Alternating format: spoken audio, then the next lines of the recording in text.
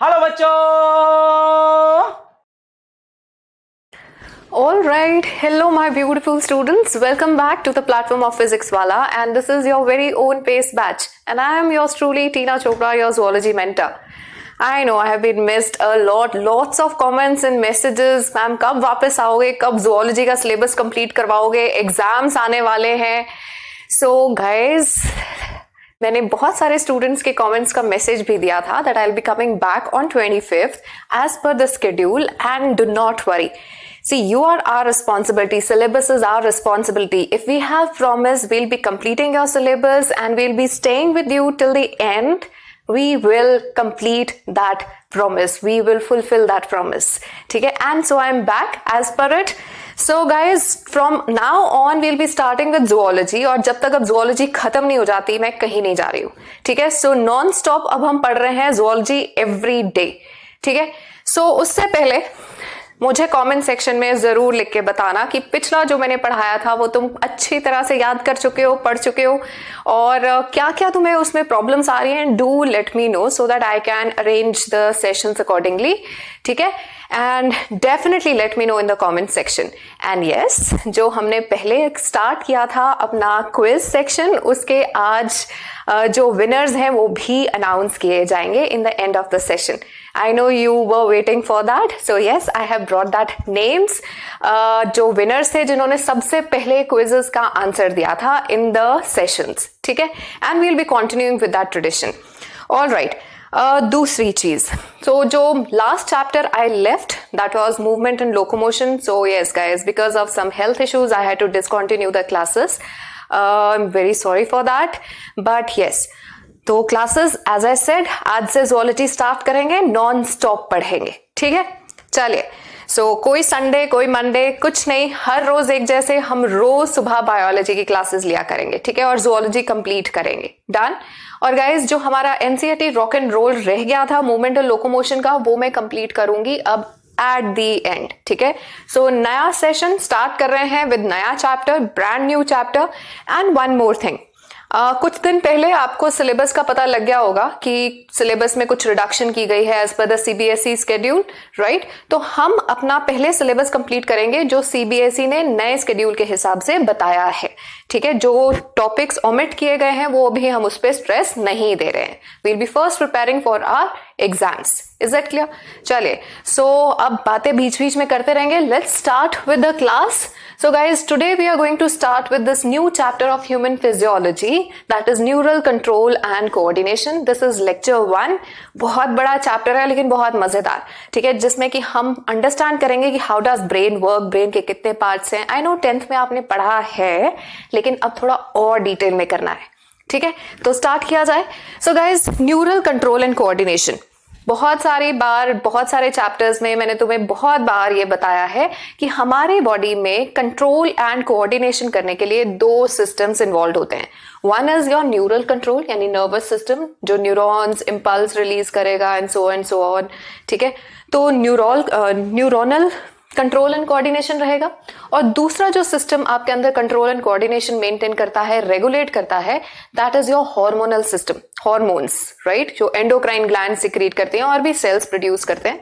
सो ये दो सिस्टम्स मिलके आपकी बॉडी में प्रॉपर रेगुलेशन करते हैं कि कोई काम अगर होना है तो कितना होना है, कब स्टार्ट करना है, कब उसे रोक देना है, कब स्लो करना है, कब फास्ट करना है. It is controlled by basically these two systems.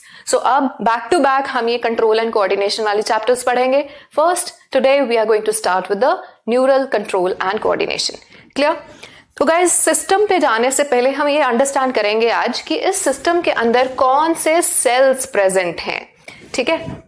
तो we will start with the cells of nervous system. Now understand, अब सबने न्यूरॉन के बारे में सुन रखा है, right? So of course cells of nervous system में सबसे पहले जो हम सेल्स पढ़ेंगे वो है ऑफ कोर्स आपके न्यूरॉन्स. ठीक है? बहुत ऑब्वियस सा आंसर. बट इसके अलावा भी बहुत सारे और सेल्स हैं जो न्यूरॉन्स के आसपास हैं, जो आपके ब्रेन और स्पाइनल कॉर्ड के अंदर प्रेजेंट हैं, जो नर्व्स के आसपास प्रेजेंट होते हैं. They are very much a part of nervous system. Although वो इम्पल्स ना प्रोड्यूस करेंगे ना कंडक्ट करेंगे, but they are very much a part of nervous system. In fact 50% से ज्यादा नर्वस सिस्टम उन्हीं सेल्स ने बनाया है जो इम्पल्स प्रोड्यूस नहीं कर सकते. We call those cells as non excitable cells. Non excitable cells, ये non excitable cells impulse produce नहीं कर सकते. ठीक है, इनको हम बोल देते हैं neuroglial cells. What do we call them? Neuroglial cells. And as said, as a matter of fact, more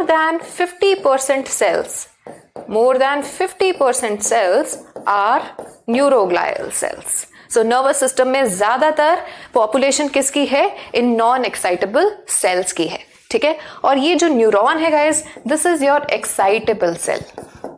excitable cell वो होता है जो इम्पल्स जनरेट कर सकता है, इम्पल्स कंडक्ट करेगा और उसको एक न्यूरॉन से अगले न्यूरॉन तक ट्रांसमिट भी करेगा. सो आज के लेक्चर में गाइस पहले हम पढ़ेंगे इन सेल्स के बारे, and the very important part, थोड़ा सा तुम्हें डिफिकल्ट भी लगता है, कि न्यूरॉन जो है ये इम्पल्स प्रोड्यूस कैसे करता है. Nerve impulse generation, conduction and then transmission. So ये दो चीजें आज हमने बहुत डिटेल में पढ़नी है.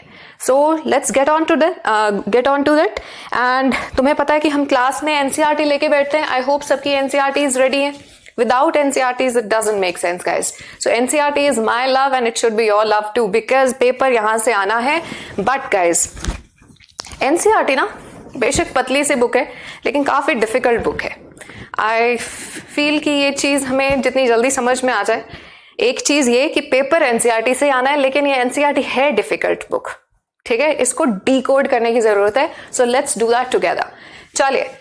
So guys, let's start with the excitable cells, that is neurons, and then we'll move on to non-excitable cells. नहीं, मेरा मूड चेंज हो गया. पहले स्टार्ट करते हैं नॉन एक्साइटेबल सेल्स. न्यूरॉन्स के बारे तो हम पढ़ते ही रहते हैं. नॉन एक्साइटेबल सेल्स, सी. सो स्टार्ट करेंगे नॉन एक्साइटेबल सेल्स के साथ, जो इम्पल्स प्रोड्यूस नहीं करेंगे, लेकिन इनकी भी ज्यादा जरूरत है, क्योंकि ये रिपेयर में हेल्प करते हैं, ये न्यूट्रिशन प्रोवाइड करेंगे, ये नर्वस सिस्टम को प्रोटेक्ट करेंगे, डिजीजेस से प्रोटेक्ट करेंगे. ठीक है, so let's see what all these cells are. So guys, सबसे पहला जो सेल है, it is ependymal cell. It is ependymal cell. ठीक है, सेकेंड सेल जो इस कैटेगरी में आएगा, that is microglial cell. Microglial cell. The third cell, which is again non-excitable, is astrocyte. And the fourth category is Schwann cells and oligodendrocytes. इनको मैं एक ही category में रख रही हूं क्योंकि दोनों का काम लगभग एक ही है. ठीक है, तो जो डिफरेंस है वो मैं आपको एक साथ बता दूंगी. सो Schwann cells and oligodendrocytes, astrocytes, microglial cells and ependymal cells.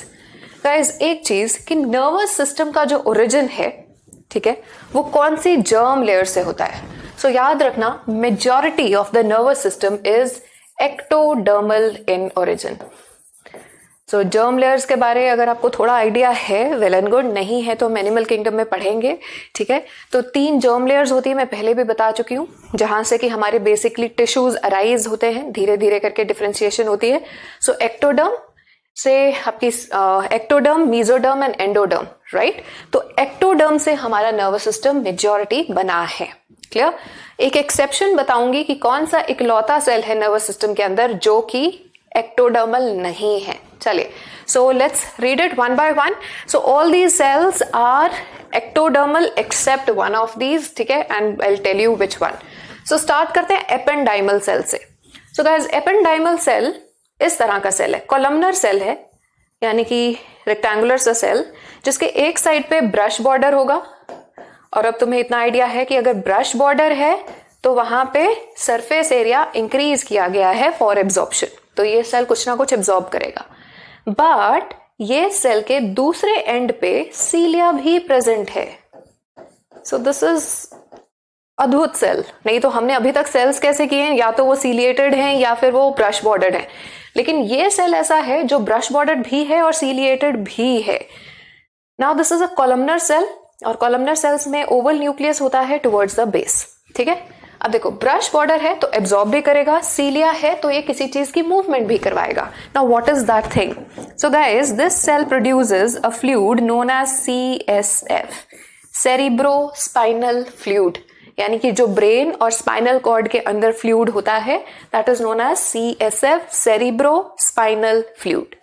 ये सेल इस फ्लूइड को बनाएगा भी, प्रोड्यूस भी करेगा, और रोज ये CSF नया बनता है तो पुराने CSF को एब्जॉर्ब भी करेगा, ठीक है, और इसी CSF को मोशन में भी रखेगा। ब्रेन के अंदर पहले से बता देती हूँ, क्या कहा जाता है ना कि भाई इसका तो दिमाग खाली है, तो पॉइंट ये है गाइस कि सबका दिमाग अंदर से खाली होता है, बीच में वेंट्रिकल्स प्रेजेंट होते हैं, स्पेसेस प्रेजेंट होते हैं, लेकिन पूरी तरह से खाली भी नहीं होता, उसके अंदर फ्लूइड भरा होता है। सो वो फ्लूइड कौन सा है? That is CSF, cerebrospinal fluid, ठीक है। इसी फ्लूइड की वजह से ये जो 1.5 किलो है, ये 1.4 से 1.5 kg का वेट जो है आपके ब्रेन का, ये आपको हेड का, ये आपको फील नहीं होता, it feels like just 0.8 kgs।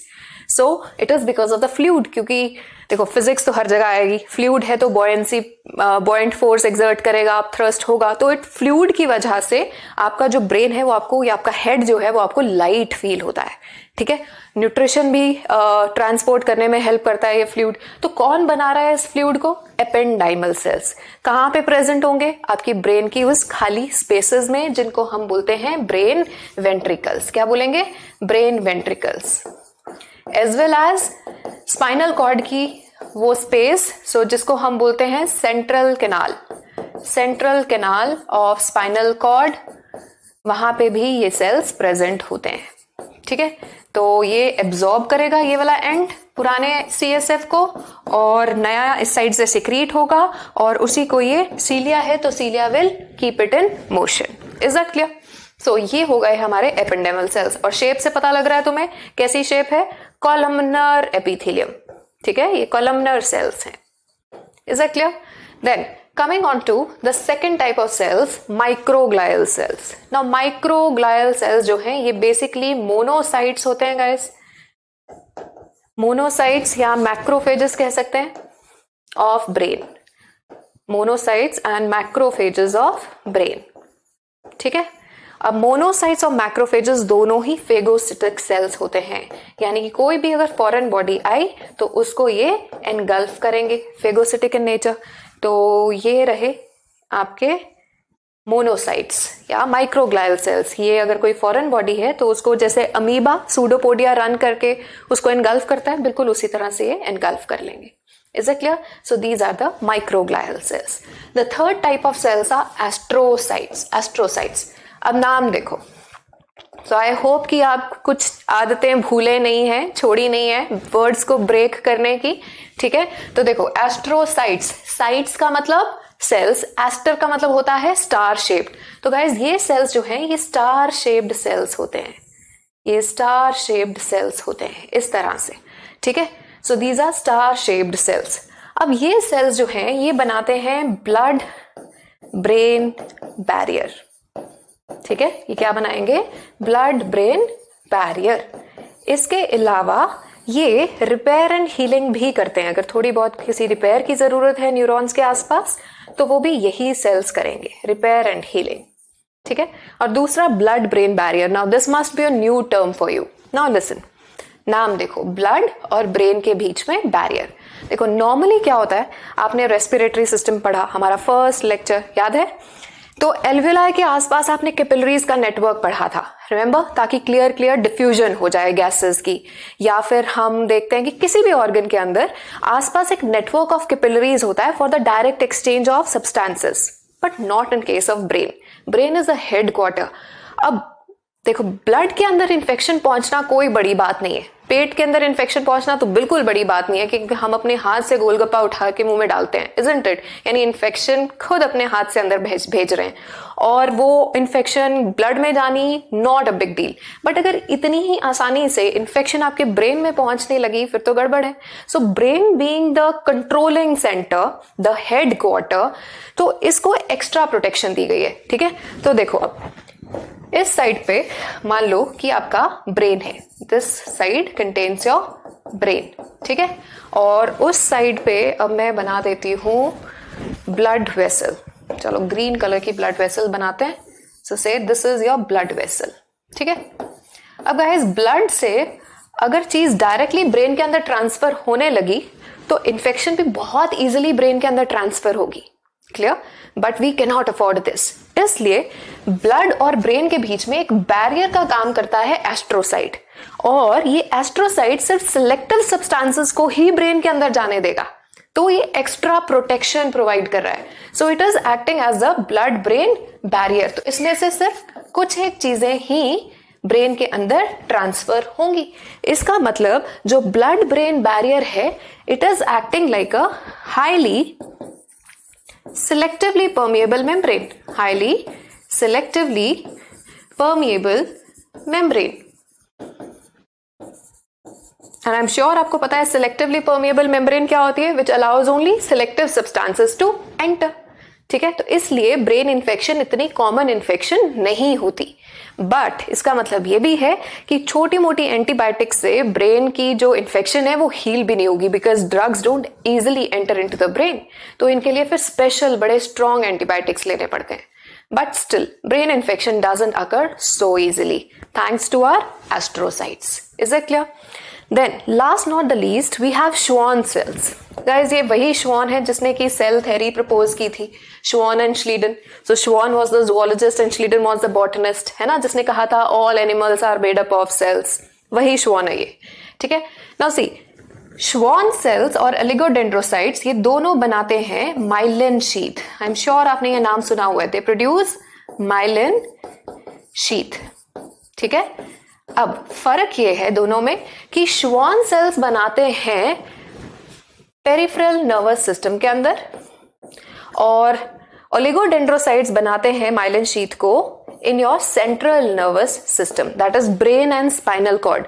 तो ब्रेन एंड स्पाइनल कॉर्ड के अंदर जितनी भी न्यूरॉन्स हैं उनके आसपास माइलिन शीथ कौन बनाएगा? ओलिगोडेंड्रोसाइट्स. ठीक है. और श्वान सेल्स कहां पे बनाएंगे? आपकी बाकी की नर्व्स में. सो ब्रेन और स्पाइनल कॉर्ड के अलावा बाकी जितना भी नर्वस सिस्टम है उन न्यूरॉन्स के आसपास अगर माइलिन शीथ है तो किसने बनाई है? Schwann सेल्स ने बनाई है. Now what is the difference? That you will get to know gradually. ठीक है. Now see, out of all these cells guys, all these cells, इन सब सेल्स में से माइक्रोग्लायल सेल्स जो हैं ये क्या है? Monocytes and macrophages. What are these? These are blood cells. और ब्लड का ओरिजिन हमने कैसा पढ़ा था? Mesodermal.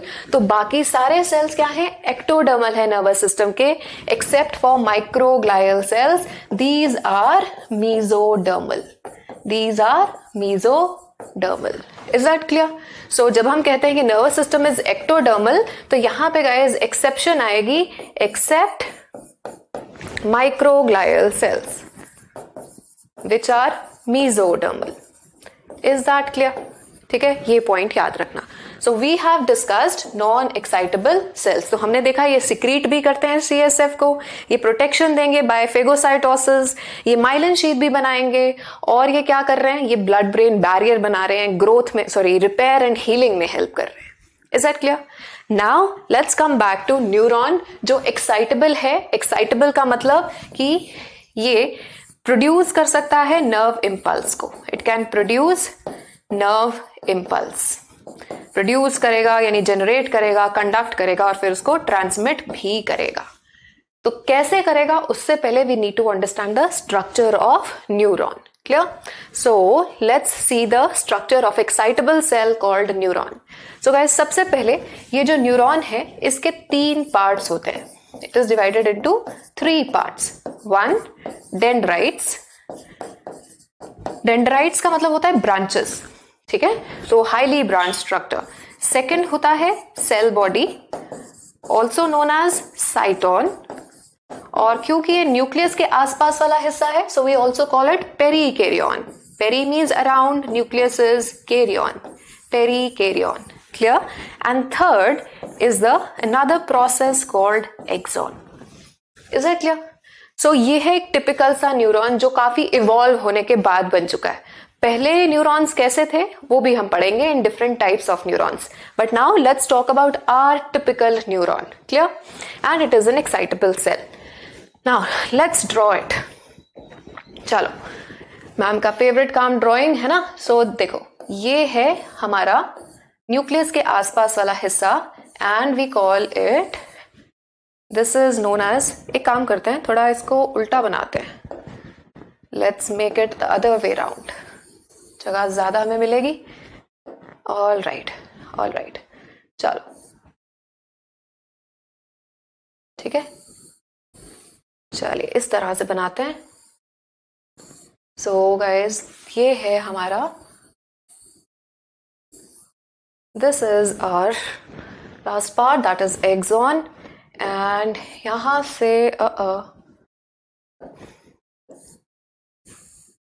All right, so this is all, this is axon. ठीक है. चलिए now let's make the other parts. So ये है highly branched part called dendrites.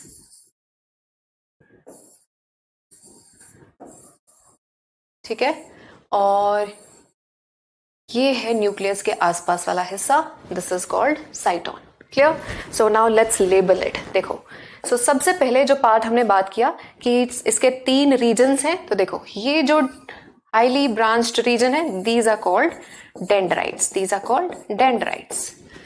ये न्यूक्लियस के आसपास वाला जितना भी हिस्सा है, this is all cell body और वी कॉल इट साइटोन और पेरिकैरियन.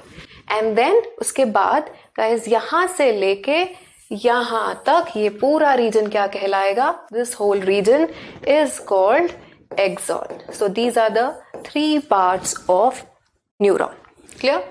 डेंड्राइट्स का काम क्या होता है. देखो डेंड्राइट्स का काम होता है स्टिमुलस को रिसीव करना.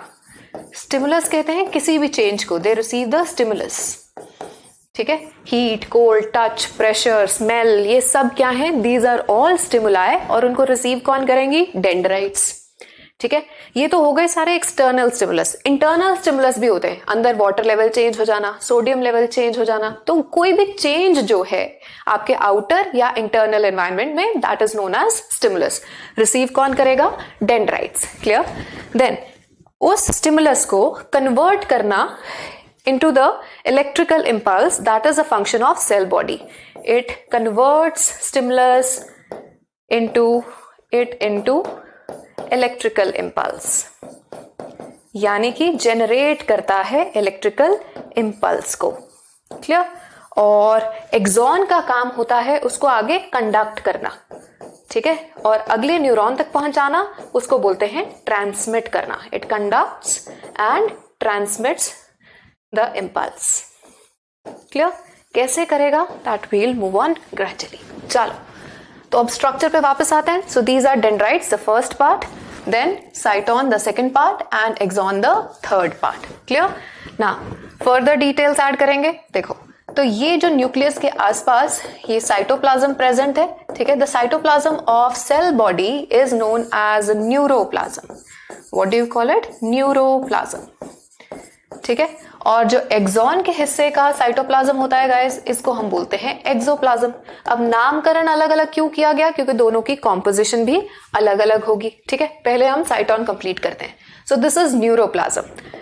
नाउ यहां पे गाइस स्पेशल ग्रैन्यूल्स प्रेजेंट होते हैं सेल बॉडी के अंदर, and these granules are known as Nissl's granules. In the name of scientist we call it Nissl's granules.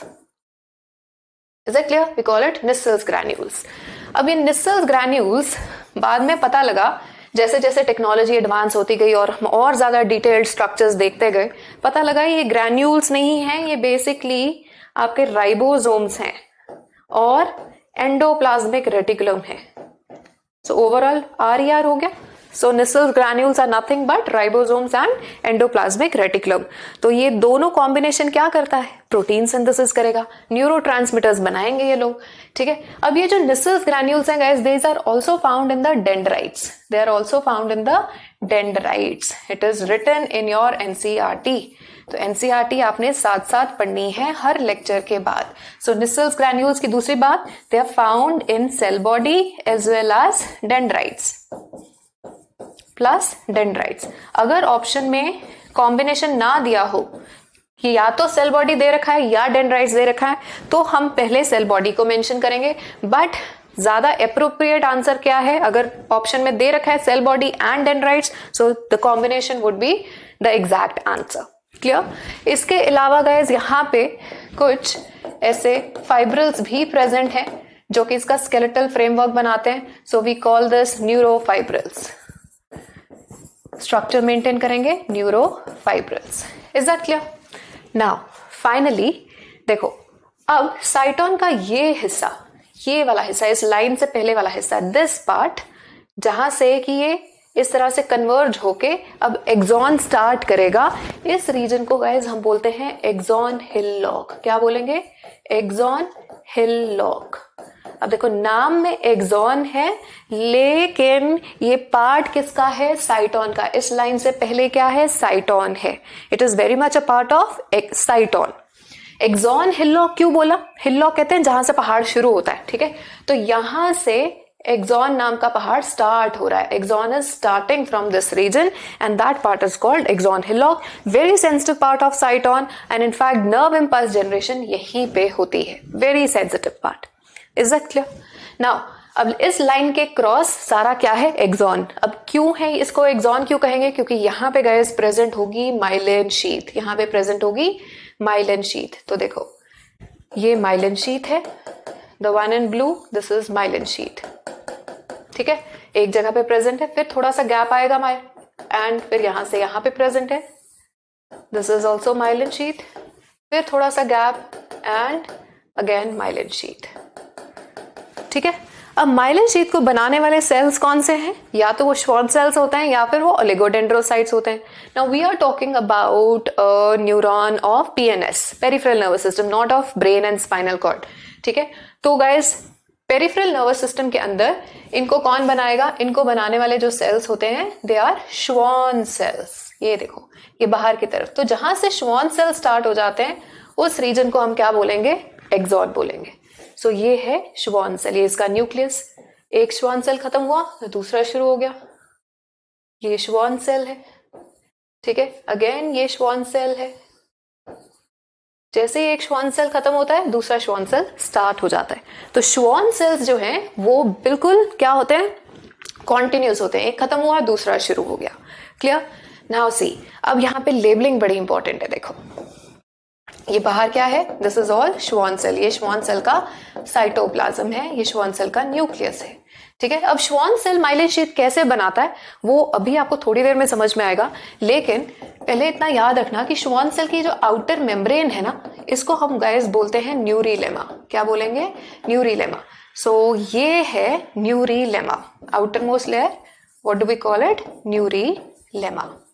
ठीक है, न्यूरीलेमा के अंदर ये साइटोप्लाज्म किसका है? श्वान सेल का। तो this cytoplasm represents the Schwann cell. Schwann cell के अंदर जो ब्लू कलर में मैंने बनाई है, what is that? This is your myelin sheath. Myelin sheath, is that clear? Myelin sheath के अंदर जो येलो कलर में है, what is that? So what is this? This is your axon की membrane. So this will be known as axolemma. Lemma का मतलब होता है मेम्ब्रेन। जैसे प्लाज्मा मेम्ब्रेन को प्लाज्मा लेमा बोलते हैं, ऐसे एक्सॉन की मेम्ब्रेन को एक्सोलेमा बोल देंगे। अब एक्सोलेमा के अंदर ये क्या है? This is axoplasm. This is all axoplasm. Axoplasm is the cytoplasm of axon. Clear हो गया? अब देखो ये मैंने एक ऑर्डर में लिखा है, आउटसाइड टू इनसाइड जाते हुए, तो आपको ये करेक्ट ऑर्डर पता होना चाहिए। अगर अरेंज करने के लिए आ जाएंगे स्ट्रक्चर्स, तो न्यूरीलेमा सबसे बाहर, फिर श्वान सेल, फिर माइलिन शीथ, फिर एक्सोलेमा एंड अंदर सबसे ज्यादा क्या होगा? एक्सोप्लाज्म। क्लियर हो गया? सो ये आउटसाइड टू इनसाइड जाते हुए है। Is that clear? ये इनसाइड है। नाउ गाइस ये जो है these are the axon endings. ठीक है, these are the axon terminals या एक्सॉन एंडिंग्स, और इनके इस रीजन को हम बोलेंगे टर्मिनल नॉब्स। ये क्या होंगी? ये जो स्वोलन रीजन्स हैं, these are called terminal knobs. और टर्मिनल नॉब्स के अंदर ये वेसिकल्स होते हैं, जिनके अंदर ये वेसिकल्स, इनको कहेंगे synaptic vesicles which contain neurotransmitters. They store neurotransmitters. Is that clear? ठीक है, चलो। सो गाइज ये है structure of typical neuron. Now one more thing, आपको यहाँ पे दिख रहा है कि माइलिन शीथ यहाँ पे खत्म हो गए। ठीक है, बीच में there is a space, there is a little bit space जहां पे माइलिन शीथ इज एब्सेंट, ये वाला रीजन है ना, ये वाला रीजन जहां माइलिन शीथ एब्सेंट है बट श्वान सेल्स लगातार प्रेजेंट है।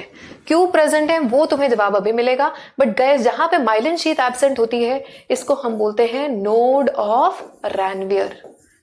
रणवीर बिल्कुल नहीं बोलना है, ठीक है, इट वॉज रैनवियर।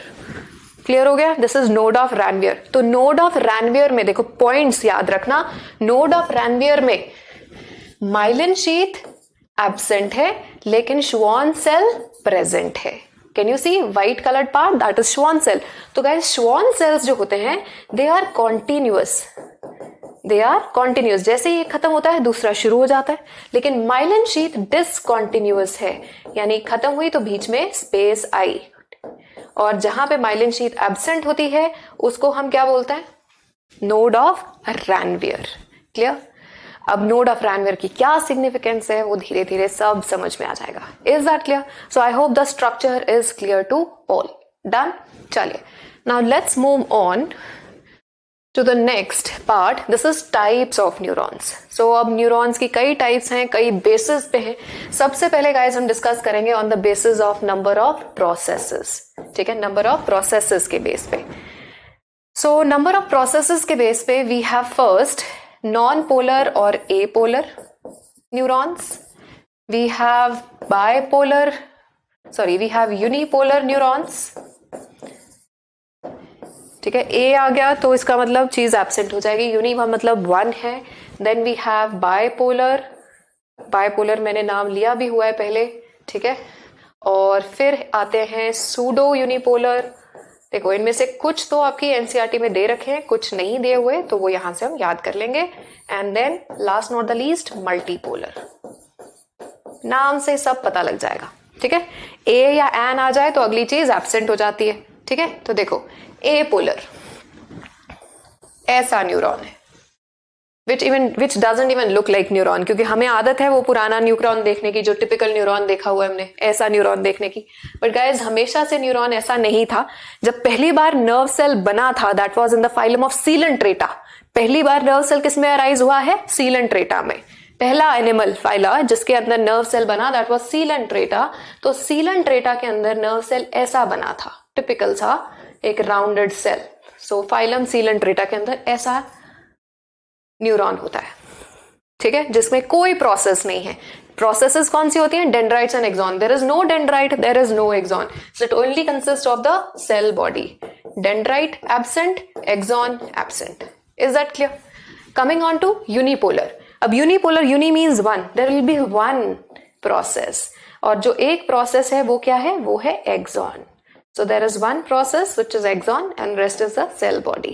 तो guys हमारे अंदर एम्ब्रियोनिक स्टेज में जब न्यूरॉन्स बनने शुरू होते हैं तो पहले ऐसे होते हैं, ठीक है। So they are found in early embryos of vertebrates, ठीक है। एम्ब्रियोज ऑफ वर्टिब्रेट्स के अंदर ऐसे न्यूरॉन्स होंगे। क्लियर? देन बायपोलर, बाय का मतलब टू, तो यहाँ पे दो प्रोसेसेस हो जाएंगी, एक डेंड्राइट कहलाएगी और दूसरी आपकी एक्सॉन कहलाएगी, और बीच में क्या है, सेल बॉडी। अब ये बायपोलर न्यूरॉन्स हमारे अंदर दो जगह पे मिलते हैं। एक हमने पढ़ा था रेस्पिरेशन में, one was in the olfactory epithelium जहां पे सेंसेशन ऑफ स्मेल जनरेट होती है, ठीक है। It is found in the nasal chamber. Olfactory epithelium यहां से अराइज होते हैं and goes straight into the brain. And second guys, bipolar neurons are also found in the retina of your eye, ठीक है। तो जब हम आई का स्ट्रक्चर पढ़ेंगे तो उसमें भी आएगा। क्लियर? ये है bipolar neurons. Next is pseudo unipolar. तो सूडो का मतलब सबको क्लियर है, सूडो मीन्स झूठ, ठीक है, झूठा यूनिपोलर है, कहने को यूनिपोलर है, यानी झूठ मूठ का यूनिपोलर है। वैसे कैसा है देखो, तो ये एक सेल था, ठीक है, तो इसमें से एक पोल निकला, ठीक है, सूडो यूनि। सूडो क्यों बन गया ये, क्योंकि बाद में इसने भी दो प्रोसेसेस बना दी, तो कहने को यूनिपोलर हुआ, बाद में इसके भी दो प्रोसेसेस बन जाती हैं, एक डेंड्राइट और दूसरा एक्सॉन। लेकिन शुरुआत में इसने दिखावे के लिए क्या किया था कि मैं तो यूनिपोलर हूं, so it is pseudo unipolar, ठीक है। And now these are found in the dorsal root ganglia of spinal cord. अब ये डोर्सल रूट गैंग्लिया क्या होता है, इसके लिए तुम्हें थोड़ा सा वेट करना पड़ेगा, स्पाइनल कॉर्ड के अंदर ये मिलते हैं, बस इतना फिलहाल याद रखो। Clear? Then guys we have multipolar. तो मल्टीपोलर वही है जो अभी हमने ड्रॉ किया, जिसके अंदर बहुत सारे डेंड्राइट्स होते हैं और सिंगल एक्सॉन होता है। That typical neuron we drew here, this is a multipolar neuron जिसमें बहुत सारे डेंड्राइट्स हैं एंड सिंगल एक्सॉन प्रेजेंट है। This is an example of multipolar neuron. Is that clear? चलो, सो ये गाइज हो गए on the basis of processes. Next हम न्यूरॉन को इस बेस पे भी क्लासिफाई कर सकते हैं कि इसके अंदर माइलिन शीथ है या नहीं है। ना सी, अगर माइलिन शीथ है तो ऐसे न्यूरॉन्स को गाइज हम बोलते हैं माइलिनेटेड। उनको क्या बोलेंगे? माइलिनेटेड या फिर मेड्यूलेटेड, क्योंकि माइलिन शीथ को मेडुलरी शीथ भी बोला जाता है, मेड्यूलरी शीथ। ठीक है, so we can call them medullated also. चलो, दूसरी टाइप होती है नॉन माइलिनेटेड या नॉन मेड्यूलेटेड। ना सी गाइस, यहां पे बड़ी अमेजिंग सी बात है और इसी बेस पे आज का क्विज भी है। नाउ अंडरस्टैंड, देखो, so I will take an example, let's see. Imagine this page, ठीक है, this page represents your Schwann cell and this pen represents your axon। ठीक है, तो गाइस एक चीज याद रखना, माइलिनेटेड हो या नॉन माइलिनेटेड, श्वान सेल दोनों के अंदर प्रेजेंट होते हैं। पॉइंट नंबर 1, श्वान सेल दोनों के अंदर प्रेजेंट होंगे। ठीक है, इसके अंदर भी और इसके अंदर भी, दोनों के अंदर। अब मैटर ये करता है कि श्वान सेल किस तरह से प्रेजेंट है। The arrangement of Schwann cell will determine whether myelin sheath will be formed और नॉट। क्लियर? नाउ अंडरस्टैंड, अगर इस श्वान सेल में से ये एक्सॉन आर पार हो जाए, ठीक है, ये श्वान सेल है, श्वान सेल में से ये आर पार हो जाए तो माइलिन शीथ नहीं बनेगी। बात क्लियर हुई? अगर एक्सॉन जो है वो श्वान सेल में से, श्वान एक्सॉन इनरवेट्स थ्रू, इनरवेट कहते हैं आर पार होना, इनरवेट्स थ्रू श्वान सेल, तो माइलिन शीथ नहीं बनेगी। Axon innovates to Schwann cell and myelin sheath not formed. Is it clear? So how would it look like? It would look like this. So ये आपका श्वान transfer section draw कर रही हूं, ये श्वान सेल है, ठीक है, और माइलिन एक्सॉन, देखो एक्सॉन इस तरह से नजर आ रहा है, ये एक्सोलेमा है, ठीक है, और ये उसका साइटोप्लाज्म, एक्सोप्लाज्म, और ये बाहर क्या है? This is Schwann cell. लेकिन माइलिन शीथ इस केस में नहीं बनी है। ठीक है, दूसरे माइलिन शीथ अब कब बनती है? माइलिन शीथ तब बनती है जब ये श्वान सेल इस एक्सॉन के आसपास स्पाइरली रैप होता है ना। See, this is the Schwann cell, now this Schwann cell will spirally wrap around it. तो अगर ये स्पाइरली इसके आसपास रैप होता जाएगा, स्पाइरली रैप होता जाएगा, तो अब बनेगी माइलिन शीथ कुछ इस तरह से। Now see here in this diagram it is clearly visible, this blue thing represents your axon और ये बाहर वाला क्या रिप्रेजेंट कर रहा है? श्वान सेल। तो देख रहे हो ये श्वान सेल कैसे उसके आसपास रैप हो रहा है, स्पाइरली रैप होता जा रहा है। ठीक है, तो जब ये स्पाइरल रैपिंग होती है तो the spiral wrapping leads to spiral wrapping of Schwann cell leads to formation of myelin sheath. Is that clear? ठीक है, तो अब देखो ये बाहर वाला क्या है? दिस बाहर वाला region is all Schwann cell. ये सारा क्या है? This is all Schwann cell. Now guys एक चीज यहाँ पे देखना, ये जो बाहर वाली लेयर है ना, देखो जब हम इसको फोल्ड करेंगे, जब हम इसको फोल्ड करने लगेंगे तो फोल्ड करते करते ना, see when I am folding it, तो फोल्ड करते करते, लिसन, फोल्ड करते करते क्या होगा कि एक लेयर है जो बाहर की तरफ रह जाएगी, सिर्फ यहां से लेके यहां तक ये लेयर बाहर रह जाएगी, बाकी लेयर तो अंदर चली गई। तो इसकी ये लेयर देखो, यहां से लेके ये, यहां से लेके यहां तक वाला पोर्शन, सिर्फ इतना जितना मैंने ब्लैक में पेंट किया है, this part of Schwann cell, this membrane of Schwann cell lies on the outer side and will be known as neurilemma. So neurilemma Schwann cell की outer most layer को कहते हैं। बाकी की जो लेयर Schwann cell की अंदर की तरफ चले गई, इन्होंने मिलके बना दिया है इसका माइलिन शीथ। तो यहां से लेके यहां तक क्या बन गई है? Myelin sheath. Is that clear? तो ये जो अंदर लेयर्स चली गई, ये अंदर जो लेयर्स चली गई, इन्होंने बना दी है myelin sheath. Is that clear? और बीच में क्या है आपका? एक्सॉन। बीच में क्या है? एक्सॉन। एक्सॉन की लेयर को क्या कहेंगे? एक्सोलेमा। समझ में आया? ठीक है। अब देखो, जहां पे ये सेल खत्म होता है ना, श्वान सेल, वहां पे लेयर पतली पड़ रही है ना। अब देखो, श्वान सेल्स लगातार हैं, लेकिन माइलिन शीथ में ब्रेकेज आती है, डिसकंटिन्यूटी आती है। क्यों आती है? तो देखो गाइज, यहां पे ये माइलिन शीथ थोड़ी पतली पड़ रही है, यहां पे ये ब्रॉड है, यहां पे नैरो है।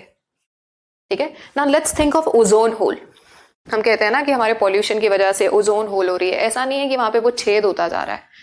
ओजोन होल को कैसे डिफाइन करते हो? Thinning of the ozone layer, right?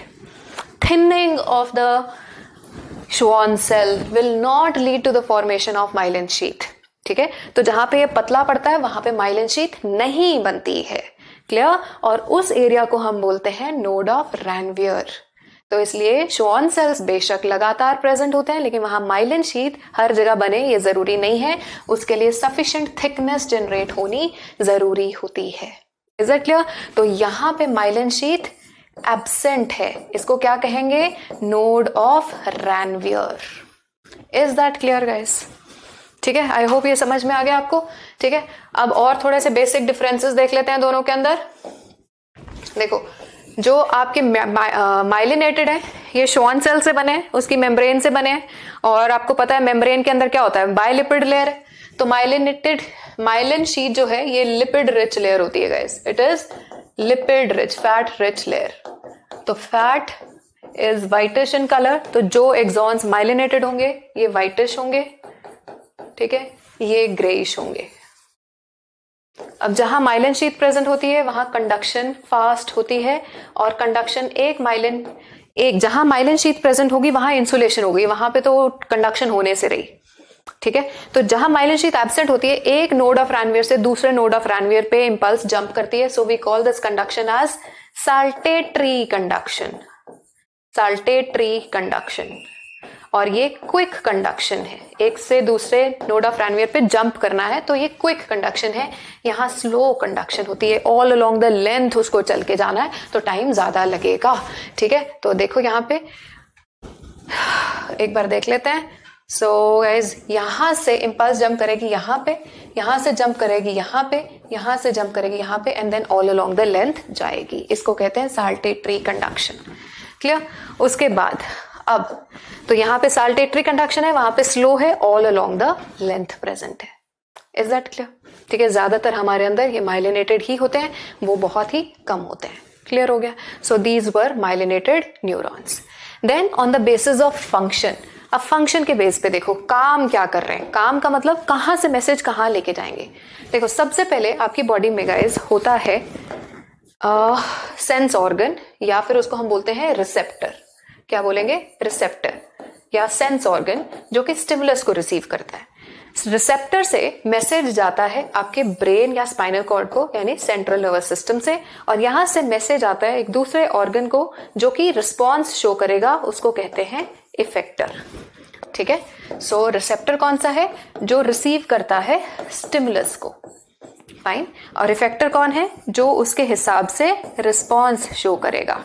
लेकिन रिस्पॉन्स शो करने के लिए पहले मैसेज पहुंचना चाहिए आपके सेंट्रल नर्वस सिस्टम के पास। सेंट्रल नर्वस सिस्टम डिसाइड करेगा कि क्या करना है और मैसेज भेजेगा to the effector. Is that clear? और इन दोनों को भी आपस में कनेक्ट करेगा। ठीक है। तो अब पहले देखो कौन कौन सी नर्व्स हैं, न्यूरॉन्स हैं सॉरी, जो रिसेप्टर से मैसेज सीएनएस तक लेके जा रही है। इनको बोलेंगे रिसेप्टर न्यूरॉन्स, या फिर एफरेंट न्यूरॉन्स, या फिर सेंसरी न्यूरॉन्स। ठीक है। जो रिसेप्टर से सीएनएस की तरफ जा रहे हैं, जो सीएनएस से इफेक्टर तरफ आ रही हैं, इनको हम बोलेंगे effector neurons, efferent neurons, efferent का ऑपोजिट इफरेंट, या फिर ये मैसेज जनरेट करेंगी, मैसेज कैरी कर रही हैं, मूवमेंट को ही जनरेट करेंगी, तो we call them motor neurons. इन दोनों को सेंट्रल नर्वस सिस्टम के अंदर जो कनेक्ट करती हैं, इन न्यूरॉन्स को हम बोलते हैं इंटर न्यूरॉन्स या रिले न्यूरॉन्स। रिले रेस होती है ना, बचपन में खेली होगी रिले। देन एसोसिएटिव जो दोनों को जोड़ रहा है, या कनेक्टर न्यूरॉन्स। सो फंक्शन के हिसाब से यानी मैसेज किधर से किधर जा रहा है, we have these 3 types of neurons. Is that clear? So guys, this was all about different types of neurons. Now the second part of that lecture begins कि ये nerve impulse क्या होती है और किस तरह से generate होगी, किस तरह से conduct होगी। ठीक है, उससे पहले अब nerve impulse देखो है क्या। nerve impulse में क्या होता है, आपकी जो एक्सॉन मेम्ब्रेन है ना, और जो उसके अंदर का फ्लूइड है उसको हम एक्सोप्लाज्म बोल देते हैं, या इंट्रासेलुलर फ्लूइड बोल सकते हैं। Intra means within, cell है आपका न्यूरॉन, सेल के अंदर का फ्लूइड एक्सोप्लाज्म यानी इंट्रासेलुलर फ्लूइड, और जो बाहर की तरफ फ्लूइड होगा उसको क्या बोलेंगे, एक्स्ट्रासेलुलर फ्लूइड। ठीक है, सो इसके अंदर जो होगा दैट इज इंट्रासेलुलर, और बाहर जो होगा यहाँ पे दैट इज एक्स्ट्रासेलुलर। ठीक है, अब बात गाइस ऐसी है कि इंट्रा और बाहर एक्स्ट्रा दोनों जगह आयंस प्रेजेंट है, अलग अलग तरह के। कहीं पॉजिटिव ज्यादा है, कहीं नेगेटिव ज्यादा है। बाहर पॉजिटिव ज्यादा होता है बेसिकली, ठीक है, अंदर नेगेटिव आयंस ज्यादा होते हैं। क्यों होते हैं सब बताऊंगी। तो अब इन आयंस की एक फिक्स्ड डिस्ट्रीब्यूशन है कि भाई अंदर ये वाले ज्यादा होंगे, बाहर ये वाले ज्यादा होंगे, तो different distribution of ions present है। इन आयंस की डिस्ट्रीब्यूशन जैसी भी है, उसमें चेंज आने को हम बोलते हैं नर्व इंपल्स जनरेट होना। यानी जैसे इनकी आयंस की डिस्ट्रीब्यूशन होती है, उसमें चेंज आ जाने को क्या कहेंगे, नर्व इंपल्स जनरेट होना या एक्शन पोटेंशियल जनरेट होना। Is that clear? और फिर वो फ्लो करता है एक जगह से दूसरी जगह, जैसे कुछ यहां पे फ्लो कर रहा है तो इसको कह देंगे कंडक्शन। एक न्यूरॉन से अगले न्यूरॉन में जाएगा तो उसको बोल देंगे ट्रांसमिशन। ठीक है, चलो अब बेसिक सा समझ में आ गया कि जनरेशन, कंडक्शन और ट्रांसमिशन में क्या डिफरेंस है। क्लियर? अब बड़ा सुंदर सा डायग्राम है ना, मैंने खुद बनाया है ये। चलो सो गाइज, ऑल राइट, तो सबसे पहले गाइज हम देखेंगे कि एक मेम्ब्रेन, रेस्टिंग मेम्ब्रेन क्या होती है। रेस्टिंग मेम्ब्रेन का मतलब होता है कि अभी उसके ऊपर कोई स्टिमुलस नहीं आया। ठीक है, अभी उस पर कोई स्टिमुलस नहीं आया। तो जब तक मेम्ब्रेन के ऊपर कोई स्टिमुलस नहीं आता, उसका ओरिजिनल नेचर क्या है कि अंदर की तरफ वो नेगेटिवली चार्ज रहती है और बाहर की तरफ वो पॉजिटिवली चार्ज रहती है। तो रेस्टिंग मेम्ब्रेन के अक्रॉस पोल्स डेवलप्ड होते हैं, अंदर नेगेटिव बाहर पॉजिटिव। इसलिए रेस्टिंग मेम्ब्रेन को हम पोलराइज्ड मेम्ब्रेन भी बोलते हैं। क्या बोलते हैं? Polarized membrane, because there poles developed across the membrane. अंदर नेगेटिव बाहर पॉजिटिव। अंदर का चार्ज कितना होता है? -70 मिली वोल्ट। ठीक है, कितना चार्ज है? -70 मिली वोल्ट। इसको हम कह देते हैं रेस्टिंग मेम्ब्रेन पोटेंशियल। रेस्टिंग में मेम्ब्रेन अंदर की तरफ कितना चार्ज है? -70 millivolt, resting membrane potential. Clear? अब देखो, आपकी मेम्ब्रेन के ऊपर कुछ चैनल्स प्रेजेंट हैं, कुछ पंप्स प्रेजेंट हैं। क्लियर? पंप हमेशा ही एनर्जी यूज करके काम करने वाली चीज होती है ना। तो अब देखो रेस्टिंग मेम्ब्रेन, अच्छा ये वाली चीज नीचे भी होगी पर मैंने एक साइड पे शो की है ना। सी, आपकी रेस्टिंग मेम्ब्रेन ऐसी है। ठीक है, अंदर नेगेटिव बाहर पॉजिटिव। क्यों है अंदर नेगेटिव बाहर पॉजिटिव, ये भी जान लेते हैं। अंदर की तरफ गाइस एनायंस ज्यादा है एज कंपेयर टू केटायंस। ठीक है, और ये एनायंस क्या होता है? नेगेटिवली चार्ज प्रोटीन्स होती हैं, नेगेटिवली चार्ज प्रोटीन्स ये ज्यादा होती हैं as compare to the cations. ठीक है, और बाहर ऑब्वियसली केटायंस ज्यादा हैं as compare to anions, chloride ions and ये वो। ठीक है, इतना क्लियर हो गया? तो नेचर क्लियर हो गया। यहाँ पे नेगेटिव चार्ज क्यों आया? क्योंकि एनायन ज्यादा है, नेगेटिवली चार्ज प्रोटीन्स होते हैं एनायन ज्यादातर। ठीक है, एंड केटायंस कौन से होंगे? सोडियम पोटेशियम वगैरह। ठीक है, और बाहर सोडियम पोटेशियम यानी ओवरऑल केटायंस ज्यादा है। क्लियर? सेकेंड पॉइंट, अब मैं अगर केटायंस की ही बात करूं, ठीक है, सोडियम और पोटेशियम की, तो बात ऐसी है कि पोटेशियम हमेशा अंदर ज्यादा रहेगा एज कंपेयर टू सोडियम, और बाहर गाइस सोडियम ज्यादा होता है एज कंपेयर टू पोटेशियम। ये हमारी मेम्ब्रेन का बेसिक ओरिजिनल नेचर है जब तक कोई स्टिमुलस नहीं आया। ये पॉइंट्स आपको याद रखने हैं, ठीक है। ये है हमारी रेस्टिंग मेम्ब्रेन। अच्छा, ये दो लेयर्स क्या है? What is this? This is your axolemma, ठीक है। तो ये अंदर का फ्लूइड है। So this is your intracellular fluid, intracellular fluid. And what is intracellular fluid? Nothing but axoplasm. अंदर क्या है इसके? एक्सोप्लाज्म है। बाहर क्या है? ये बाहर इसके एक्स्ट्रा सेलुलर फ्लूइड है, या इंटरस्टिशियल फ्लूइड बोल दोगे, extra cellular fluid, ICF। This is ICF, this is ECF। Is that clear? This is ICF। ये टर्म्स आपको प्रीवियस ईयर क्वेश्चंस में दिखेंगी। क्लियर हो गया इतना? चलो, ये हमारा नेचर है मेम्ब्रेन का। बस ये समझ आ जाए ना तो आगे तुम्हें बहुत क्लियरली समझ में आ जाएगा। देखो और चीज, अब हमारे मेम्ब्रेन के ऊपर गाइस कुछ चैनल्स होते हैं, ठीक है। कुछ चैनल्स ऐसे हैं जो हमेशा ओपन रहने हैं। ये चैनल्स हमेशा ओपन रहने हैं। ये देख रहे हो, ये वाले और ये वाले, ये हमेशा ओपन है। इनके ऊपर मैंने कैप लगाई हुई है, ठीक है। तो ये चैनल्स ऑलवेज ओपन, इनको हम बोलते हैं लीकी चैनल्स। ये क्या है? Leaky channels. ये भी क्या है? लीकी चैनल्स, ठीक है। जो अलग अलग कलर्स के लिए रिप्रेजेंट किया है वो मैंने अलग अलग इसलिए किया है कि चलो एक सोडियम के मान लो और एक पोटेशियम के मान लो। इसी तरह से ये सोडियम के होंगे, ये पोटेशियम के होंगे, इसी तरह से ये सोडियम, ठीक है। अब यही चलता रहेगा हमारा।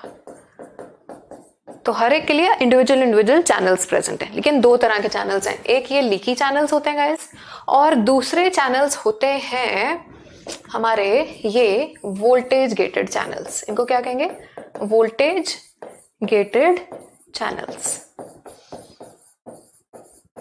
अब एनसीईआरटी से तुम डायरेक्टली ये टॉपिक पढ़ोगे ना तो तुम्हें कुछ नहीं समझ में आने वाला। इसको प्लीज बहुत अच्छी तरह से समझना, उसके बाद एनसीईआरटी समझोगे तो तुम्हें वो मक्खन लगेगी, ठीक है। नाउ लिसन, दो तरह के चैनल्स हैं, leaky channels end voltage gated channels. Leaky means leakage होती रहेगी हमेशा, उसमें से आयंस का इनफ्लो आउटफ्लो होता रहता है, ठीक है। They are always open. Leakage का मतलब यही है, ठीक है।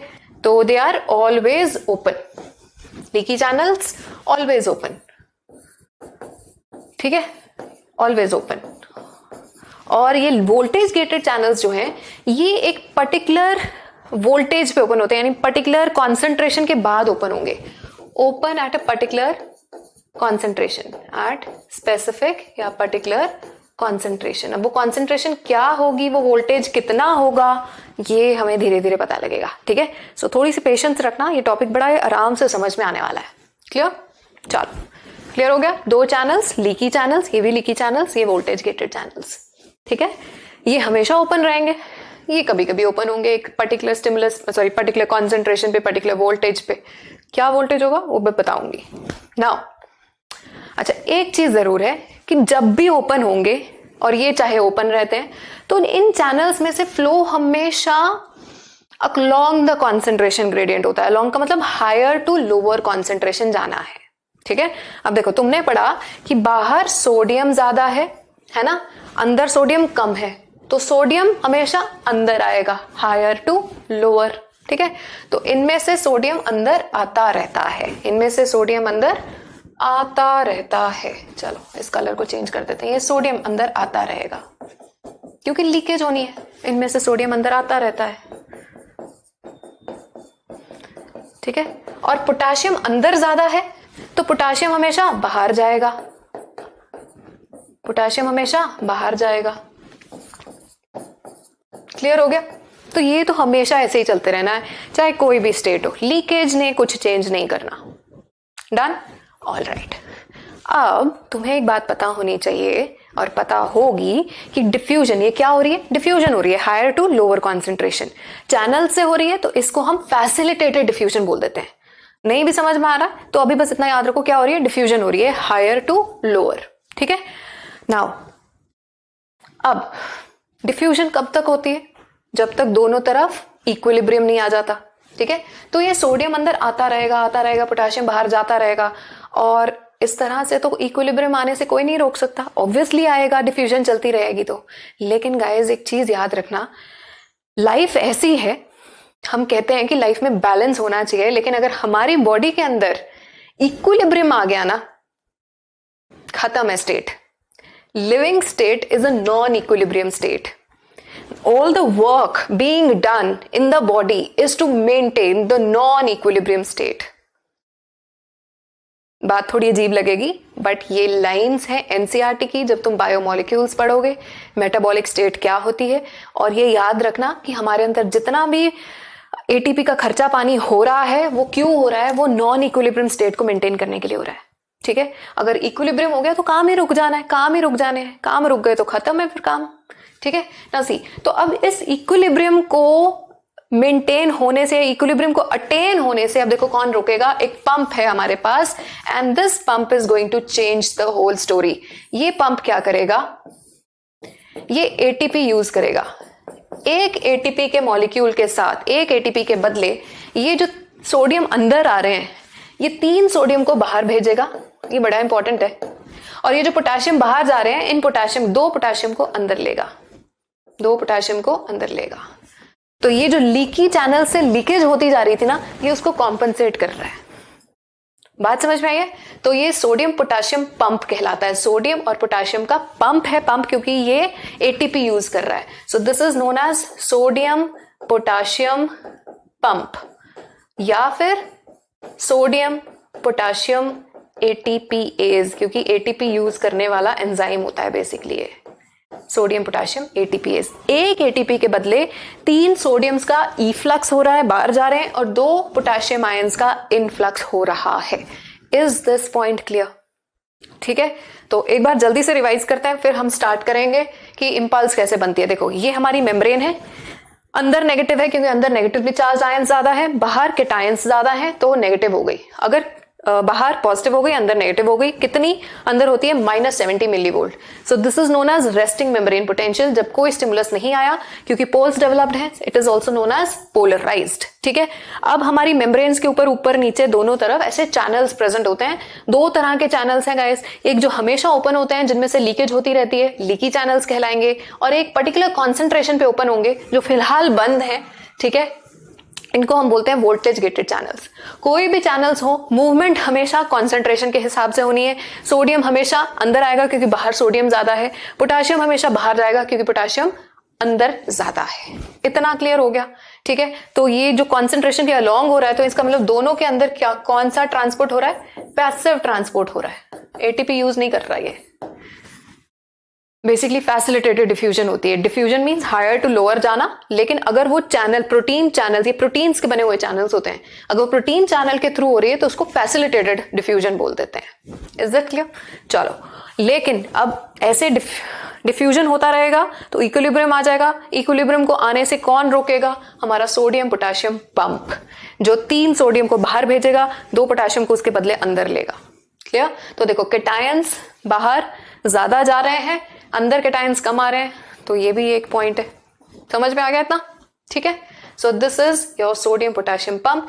एक एटीपी के बदले ये काम हो रहा है। और इस वक्त इसका मतलब जब स्टिमुलस नहीं भी आ रहा, यानी कि अगर मैं चुपचाप खड़ी हो जाऊं, कुछ ना बोलूं, तुम्हारे कान तक कोई स्टिमुलस ना पहुंचे, तब भी तुम्हारी मेम्ब्रेन अच्छा खासा एटीपी यूज कर रही है। समझ में आया? चलो, सो guys this was your resting membrane. Clear? अब बात आती है कि जब स्टिमुलस आता है तो क्या होता है। तो गाइस सबसे पहले जो कोई भी स्टिमुलस आता है, टच, कोल्ड, हीट, प्रेशर, ठीक है, स्मेल, एनीथिंग, वो स्टिमुलस क्या करता है? वो स्टिमुलस सबसे पहले आपके सोडियम पोटेशियम पंप को डीएक्टिवेट करेगा। वो क्या करेगा? सोडियम पोटेशियम पंप को डीएक्टिवेट कर देगा। क्लियर हो गया इतना? तो सोडियम पोटेशियम पंप जब डीएक्टिव हो गया तो अब मेम्ब्रेन का नेचर चेंज हो जाना है। ठीक है, तो अब देखो हुआ क्या, sodium potassium pump has been deactivated. ये सोडियम पोटेशियम पंप था, ये हो गया है आपका डीएक्टिव। ये कब हो रहा है? On arrival of stimulus.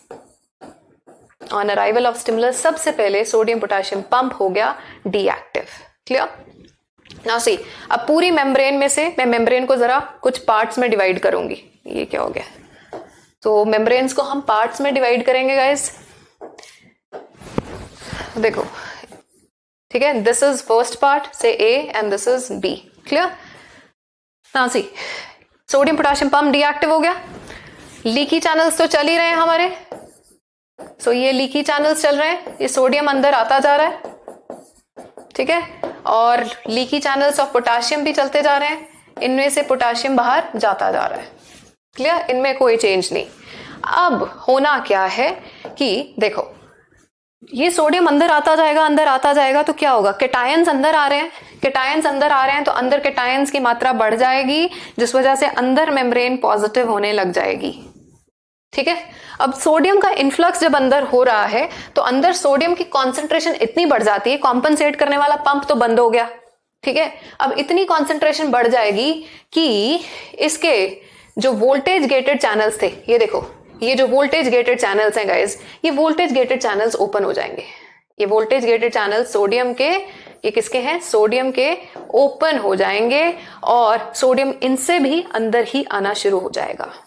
So overall क्या हो रहा है, सोडियम का इनफ्लक्स हो रहा है, लीकी चैनल्स के थ्रू भी और वोल्टेज गेटेड चैनल्स के थ्रू भी। तो केटायंस के अंदर आने की वजह से membrane becomes positive on the inner side and negative on the outer side. Now this has happened in only one part of axon, सिर्फ एक हिस्से में हुआ है, बाकी की मेम्ब्रेन अभी भी नॉर्मल है, यानी जैसे पहले पोलराइज्ड होती है वैसी पोलराइज्ड है, this part is still polarized. और अब इस पार्ट में पोल्स रिवर्स हो गए हैं, so we will call it depolarized, poles have been reversed. कितनी पॉजिटिव हो गई है कि अंदर की तरफ अब +30 मिली वोल्ट तक पोटेंशियल पहुंच गया है। Is that clear? पोटेंशियल कितना पहुंच गया है? +30 वोल्ट। इसको बोलते हैं गाइज एक्शन पोटेंशियल, इसको क्या बोलते हैं? Action potential. And action potential का पैदा होना मतलब नर्व इंपल्स जनरेट होना। Is that clear? पहली बार जब ये एक्शन पोटेंशियल जनरेट होता है, what do we say? Nerve impulse has been generated. ठीक है, अभी वो एक हिस्से में जनरेट हुई है। एक और चीज कि इस दौरान जो आपके पोटेशियम के गेटेड चैनल्स थे ये अभी भी क्लोज्ड हैं, ये अभी भी क्लोज्ड हैं। Is this clear? ठीक है, अभी मैं आपको एक और चीज बताऊंगी, परमेबिलिटीज कैसे चेंज हो रही है। इतना क्लियर हो रहा है? ठीक है, नाउ सी, बाहर की तरफ मेम्ब्रेन क्या हो गई है? नेगेटिव, अंदर की तरफ क्या हो गई है? पॉजिटिव। अच्छा, सेकेंड पार्ट के अंदर गाइस अभी भी आपके ये लीकी चैनल्स तो चल ही रहे हैं, ये वोल्टेज गेटेड चैनल्स हैं, ये क्लोज्ड ही है। ठीक है, ये है सोडियम पोटेशियम के, और सोडियम के लीकी चैनल्स तो चल ही रहे होंगे। लीकी चैनल्स में कोई चेंज नहीं आना, इनसे ये अंदर आता रहता है। ठीक है, वोल्टेज गेटेड चैनल्स क्लोज्ड है। सेकेंड पार्ट में अभी कोई चेंज नहीं आया है। Is it clear? Leaky channels तो चलते ही रहेंगे। और सेकेंड पार्ट का जो सोडियम पोटेशियम पंप है ये भी काम कर रहा है, और इसका काम क्या होता है?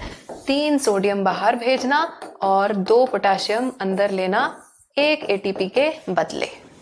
ठीक है, तो ये सेकंड पार्ट में सब कुछ नॉर्मल है, so it is polarized. First part में गड़बड़ हो गई है, पोल्स रिवर्स हो गए हैं। क्यों? स्टिमुलस ने उसको डीएक्टिवेट कर दिया, सोडियम अंदर आ रहा था, केटायंस का अमाउंट बढ़ता गया तो ये भी चैनल्स ओपन हो गए। ओवरऑल सोडियम इन्फ्लक्स ने पोलैरिटी रिवर्स कर दी है। पहली बार वो डीपोलराइज्ड होने को हम बोलते हैं nerve impulse generation. Is that clear guys?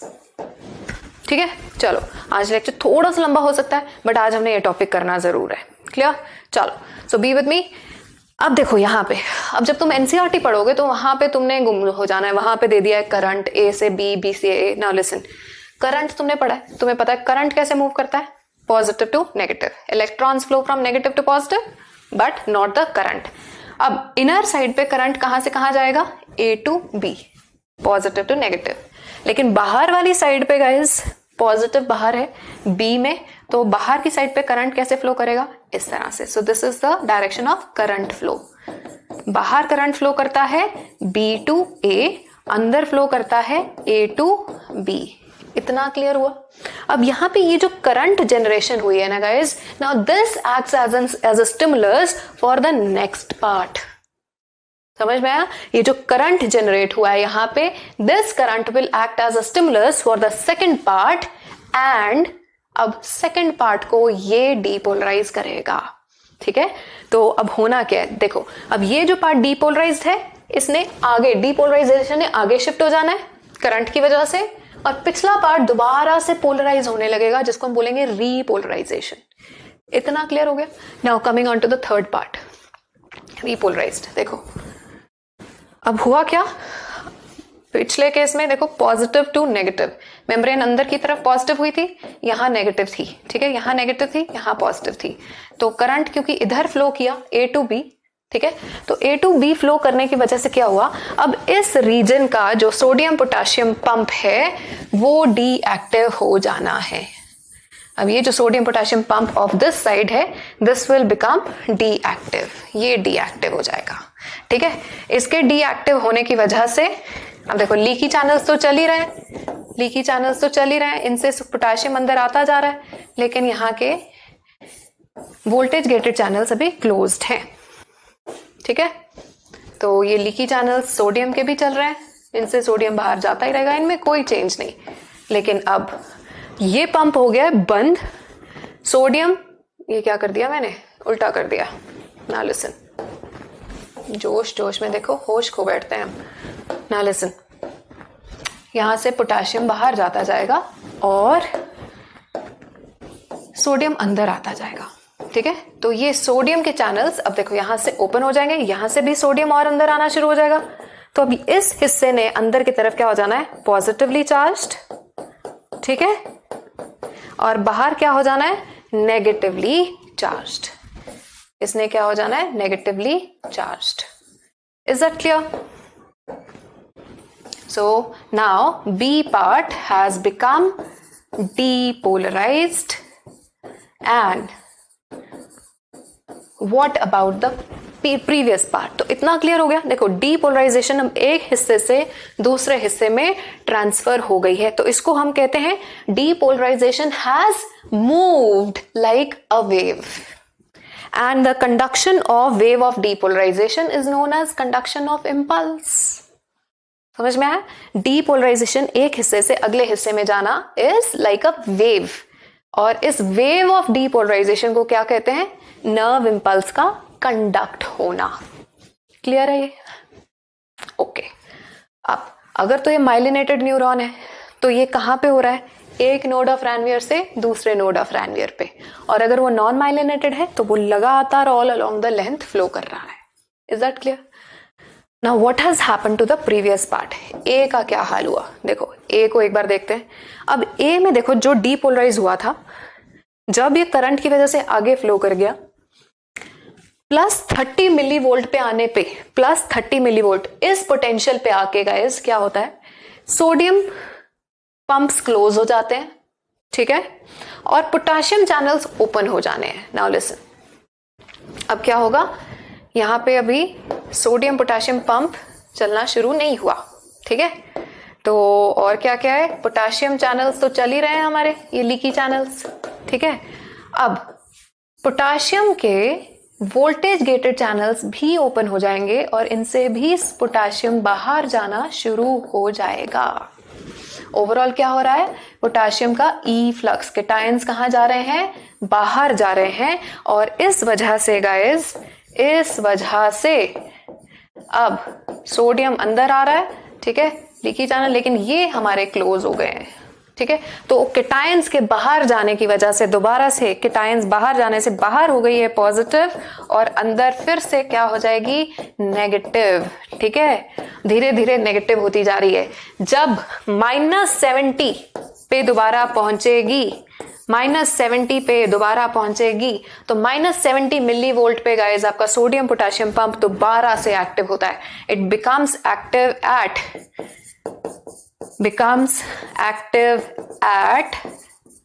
-70 millivolt. जब तक -70 पे नहीं पहुंचता, पोटेशियम बाहर जा रहा है। ठीक है, धीरे धीरे वो अंदर नेगेटिव हो रही है। ठीक है, लेकिन जब वो -70 पे पहुंचेगा तब वो दोबारा से रीस्टार्ट होगा, and it will bring the balance back. 3 sodium बाहर, 2 पोटेशियम अंदर, 1 एटीपी के बदले। Is that clear? सो ये मेम्ब्रेन दोबारा से क्या हो गई है? पोलराइज। दोबारा से रीपोलराइज होने को बोलते हैं रीपोलराइज होना। और अगला हिस्सा क्या हो गया? डीपोलराइज। इसी तरह से अब ये हिस्सा आगे चला जाएगा, ये रीपोलराइज हो जाएगा। ठीक है, नाउ सेकंड, -70 मिली वोल्ट पे आके ये रीपोलराइज तो हो गई, बट क्या जो आपकी पोलराइज मेम्ब्रेन होती है ओरिजिनल, उसमें ये पोटेशियम चैनल्स क्लोज्ड होते हैं। पोटेशियम चैनल्स की अब प्रॉब्लम कह लो या खासियत कह लो, ना तो जल्दी ओपन होते हैं ना जल्दी क्लोज होंगे। अब -70 पे भी ओरिजिनली देखो, ओरिजिनल देखो जरा, ये है ओरिजिनल। ओरिजिनली -70 मिली वोल्ट पे आपके दोनों चैनल्स क्लोज होने चाहिए, वोल्टेज गेटेड चैनल्स। लेकिन अब यहां पे -70 अटेन होने के बावजूद भी आपके potassium channels are still open. तो क्या होगा कि -70 के बावजूद गाइस, यहां पे पहले ये देखो, -70 के बाद भी पोटेशियम बाहर जाता जा रहा है, तो क्या होगा? मेम्ब्रेन अंदर की तरफ पहले से ज्यादा नेगेटिव हो जाती है। तो रीपोलराइजेशन के बाद एक थोड़ी सी स्टेज आती है, टेम्पररी सी स्टेज आती है हाइपर पोलराइजेशन की। क्या आती है? हाइपर पोलराइजेशन की, क्योंकि potassium channels are still open even if -70 millivolt has been acquired. तो क्या होगा? हाइपर पोलराइज स्टेट, जिसमें कि वो और ज्यादा नेगेटिव हो जाएगी, -90 मिलीवोल्ट तक पहुंचती है। This is not given in NCERT, ठीक है, बट ये हाइपर पोलराइज होती है -90 पे। -90 पे जाने के बाद अब -90 पे ये दोबारा क्लोज होंगे and membrane will come back to the normal state which is called resting membrane potential. Is that clear guys? So let's see this for once. ठीक है, ये देखते हैं। So ये देखो, now this is repolarization. अब graph को पहले चलो ग्राफ समझाती हूँ। देखो ये तीनों का मैंने एक साथ कॉम्बिनेशन बना दिया, यू कैन रिवाइज इट। देखो now we'll graphically represent the whole thing. See, आपकी मेम्ब्रेन रेस्टिंग मेम्ब्रेन थी -70 पे, so this is your resting membrane. ठीक है, यहाँ पे क्या है? रेस्ट कर रही है, कोई स्टिमुलस नहीं आया। क्लियर? यहाँ पे स्टिमुलस आ गया, इस पॉइंट पे स्टिमुलस आया, तो जैसे ही स्टिमुलस आता है सोडियम पोटेशियम पंप डीएक्टिव हो जाएगा। ठीक है, सोडियम का इन्फ्लक्स शुरू हो जाता है और वो पॉजिटिव होनी शुरू हो जाती है। और कितनी पॉजिटिव जाती है? Maximum 30 + 30 milli volt. 30 लिखेंगे क्योंकि एनसीईआरटी ने 30 बोला है, तो हमने एनसीईआरटी की बात माननी है। तो ये देखो, ये सोडियम इन्फ्लक्स होने की वजह से ये धीरे धीरे अंदर पॉजिटिव होती जा रही है, पॉजिटिव होती जा रही है। कितनी पॉजिटिव हो जाएगी? +30 मिली वोल्ट। ये this is +30 millivolt. Is that clear? ठीक है, एक्शन पोटेंशियल जनरेट हो गया जब 30 पे पहुंच गई। क्या हुई है? डीपोलराइजेशन हुई है। किसकी वजह से? सोडियम आयंस इन आ रहे हैं, इनफ्लक्स हो रहा है इनका। 30 पे जाके अब यहां पे क्या हुआ था? सोडियम चैनल्स ओपन हुए थे, वोल्टेज चैनल्स। लीकी चैनल्स की बात नहीं करेंगे क्योंकि वो हमेशा ही ओपन होते हैं। ठीक है, अब 30 पे जाके सोडियम चैनल्स क्लोज हो जाएंगे। ठीक है, पोटेशियम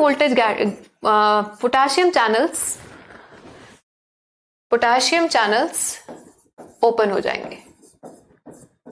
ठीक है, यहां पे पोटेशियम चैनल्स क्लोज है। I am just talking about voltage channels, क्योंकि लीकी चैनल्स में तो कोई हेरफेर नहीं। तो अब देखो, सोडियम चैनल्स क्लोज हो गए, तो पोटेशियम ओपन होने की वजह से पोटेशियम बाहर जाएगा, तो अंदर मेम्ब्रेन नेगेटिव होनी शुरू हो जाएगी। तो यहां से अब फॉल करेगी। कितनी नेगेटिव होगी? ओरिजिनल जितनी, -70 जितनी पहुंचेगी। क्या हो रही है? रीपोलराइजेशन, पोटेशियम आयंस के आउट जाने से। क्लियर? अब -70 पे भी पहुंचने पे देखो, -70 this is the resting membrane potential.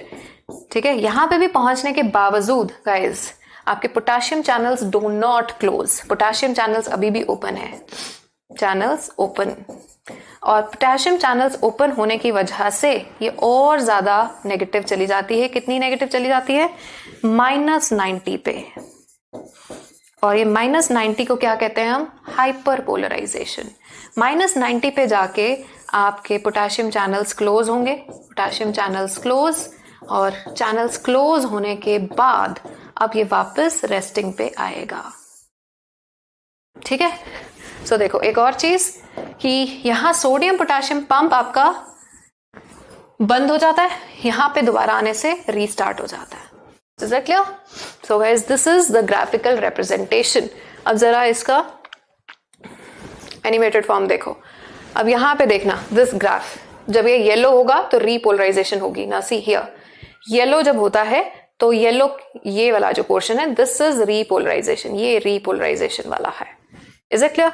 अब गाइस जब रीपोलराइजेशन होनी है तो पोटेशियम चैनल्स ओपन होंगे. पोटेशियम चैनल्स हैं ये देखो, ये क्या है? पोटेशियम चैनल्स हैं. These are potassium channels. Clearly नहीं दिख रहा तो मैं लिख रही हूं यहाँ पे. ठीक है, ये पोटेशियम चैनल्स ओपन हो रहे हैं, जा रहे हैं. ठीक है, और उसके बाद ये सोडियम पोटेशियम पंप भी एक्टिव हो गया, जिसकी वजह से 3 सोडियम बाहर, 2 पोटेशियम अंदर. ये क्या चल रहा है? This is repolarisation. This is repolarisation जिसमें पोटेशियम चैनल्स भी ओपन है, सोडियम पोटेशियम पंप भी काम कर रहा है, और सोडियम चैनल्स आपके क्लोज हैं. This is sodium channels. And what is this? This is pump, sodium potassium pump. Is that clear? ठीक है, so you can observe it again. ठीक है, पॉज करके दोबारा ऑब्जर्व करके देख लेना. Is that clear? चलो, so guys, this was your nerve impulse conduction. Clear? This was your nerve impulse conduction. अब इसके बाद जो आपका साइनैप्स है वो हम करेंगे कल. So this is the time to announce the winners of the burger quizzes which we took in the previous sessions. So I hope कि तुम इंतजार कर रहे थे अपना नाम अनाउंस होने का. सो लेट्स सी क्या क्या आंसर्स थे. सो फर्स्ट हु एम आई का क्वेश्चन था. WBC है, ए ग्रैन्युलोसाइट है, लार्ज है, राउंडेड न्यूक्लियस है, उसका रोल है इम्यून सिस्टम में, और नॉन फेगोसिटिक है. तो गाइज इसका करेक्ट आंसर है lymphocyte. And the first student who gave the correct answer is Sonal Chauhan. Excellent. ठीक है, तो ये सबसे पहले इन्होंने आंसर दिया था.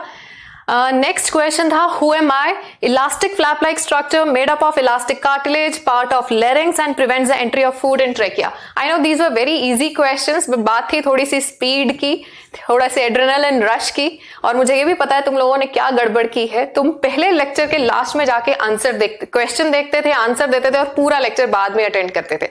But whatever it is, so the first student who gave the correct answer is epiglottis, and the student is Jaywal Khared. Excellent Jaywal. तो ये स्पीड का भी टेस्ट है और नॉलेज का भी है और थोड़ी सी चतुराई का भी, कि भाई पहले से हम आंसर्स का जवाब दे दें और फिर लेक्चर अटेंड करें. चलो थर्ड देखते हैं.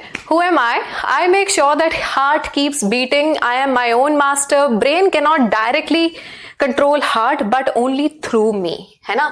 सो द आंसर इज, सबको पता था सैन, लेकिन जिसने सबसे पहले चतुराई से आंसर दिया वो है स्वयं हजारे. ठीक है, Swayam Hazare. Congratulations all of you. और नेक्स्ट देखते हैं. Next is who am I. I am under your face, outside your brain and the bony case. So the answer is skull. ठीक है, outside your brain. And the first one to answer it correctly is Malti Patel. So congratulations all of you guys. So well done.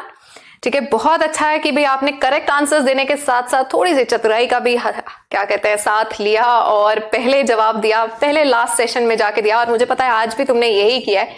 Session attend करने से पहले तुमने ये सारा देख लिया होगा और आज के क्विज का जवाब भी दे दिया होगा.